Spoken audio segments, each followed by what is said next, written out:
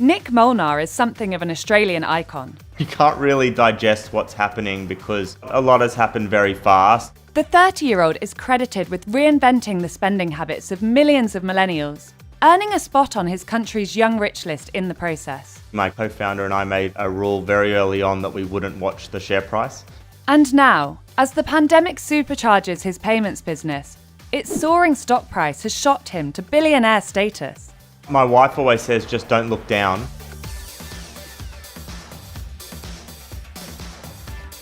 Nick is the co-founder and co-CEO of AfterPay, a buy now, pay later platform that allows users to stagger the cost of their purchases over regular interest-free instalments.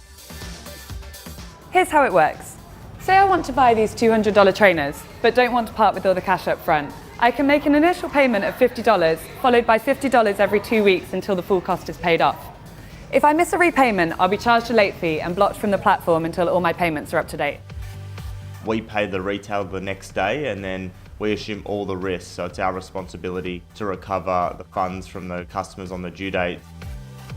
The business was born here in Australia back in 2014 and in just 6 years has turned into a multi-billion-dollar public company. It now has more than 11 million active users and almost 64,000 merchants. From a little idea, it's been amazing to see it really catch on.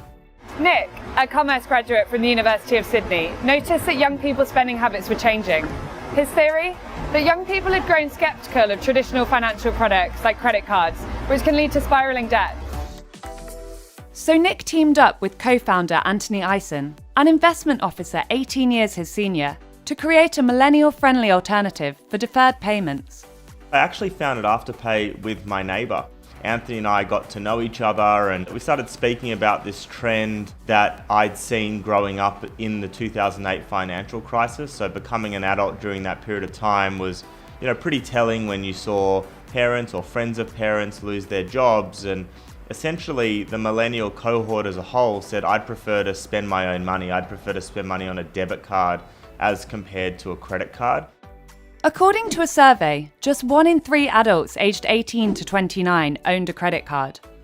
That compares to more than half of 30 to 49-year-olds and around 2/3 of those aged 50 and above.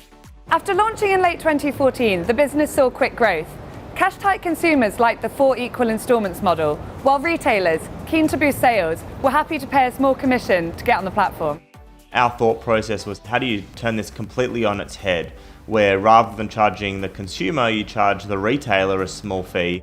Within 2 years, AfterPay managed to raise $18 million on the Australian Securities Exchange in a heavily oversubscribed initial public offering. Even the Kardashian sisters are fans. An endorsement from Kim Kardashian on her social media accounts in 2018 to her millions of followers boosted the company's international profile among millennials and Gen Z. Her sister's cosmetics brand, Kylie Skin, is now one of thousands of major retailers, including Lululemon and Adidas, that have piled onto the platform as consumer habits evolve. During the spring lockdowns, Visa credit card transactions in the US fell by more than 30% year-on-year. While debit card transactions also plunged in the same period, they recovered quickly in May, as consumers piled on retail and home improvement goods during their stay indoors. If you look at what's transpiring in the current pandemic, similar to what we saw in the 2008 financial crisis, there's this distinct shift away from credit to debit cards. That has also supercharged AfterPay's growth. After dropping to $8 Australian in March 2020, the share price was up 1,300% to hit a high of $105 Australian in November. Meanwhile, in May, Chinese tech giant Tencent paid more than $200 million for a 5% stake in the company. That has made AfterPay one of the hottest stocks in Australia and catapulted both Nick and Anthony, who each own 7% stakes, to billionaire status. Sometimes the share price goes up or goes down. I don't think it means that we're any better or worse business over those periods of time. Morgan Stanley is now predicting the stock could hit $120 Australian by the end of 2020. AfterPay's rapid growth hasn't been entirely well received though. Critics have argued that the platform encourages excessive and unsustainable consumer spending.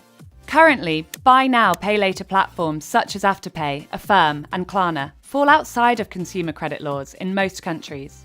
Hyan Yang Chan, a Sydney-based senior consultant at market research firm Euromonitor, told me more. In one angle, we can position it as how buy now, pay later platforms allow consumers to be more conscious and cautious about their spending. But at the same time, it can also be seen in another manner where, because of the lack of regulations, it might also put vulnerable people in a position where they might be spending more than what they actually have. AfterPay reports that 90% of its transactions are paid on time. Overall, late fees accounted for less than 14% of the company's total income in 2020, with the remainder coming from merchant fees, the 4 to 6% commission it charges retailers.